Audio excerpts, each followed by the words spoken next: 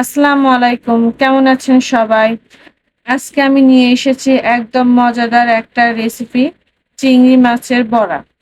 বাইরে ক্রিসপি, ভেতরে নরম আর চিংড়ি সে অসাধারণ ফ্লেভারটা একবার খেলেই মনে থাকবে। চলুন তাহলে শুরু করা যাক। প্রথমে আমি মসুরের ডাল পাটায় বেটে নিব।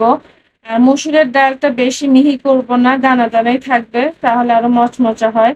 তারপরে নিলাম চিংড়ি মাছটা বেটে, তার সঙ্গে একটু কাঁচামরিচ নিয়েছি, একসঙ্গে বেটে দিব। চিংড়ি মাছ বাটার মধ্যে আমি দিয়ে দিচ্ছি পেঁয়াজ কুচি, কাঁচামরিচ বাটা, আদা রসুন বাটা, লবণ, একটু হলুদ, গুঁড়ামরিচ, সঙ্গে দিয়েছি সামান্য চালের গুঁড়ি।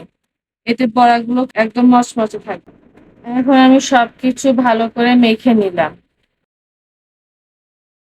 কড়াইয়ে তেল ভালোভাবে গরম হয়ে গেলে একে একে বড়াগুলো দিয়ে দিচ্ছি। এখন কড়াইতে বড়াগুলো দিয়ে ভাজতে শুরু করব। সোনালী বাদামি রং হয়ে এলে বড়াগুলো তুলে নিব।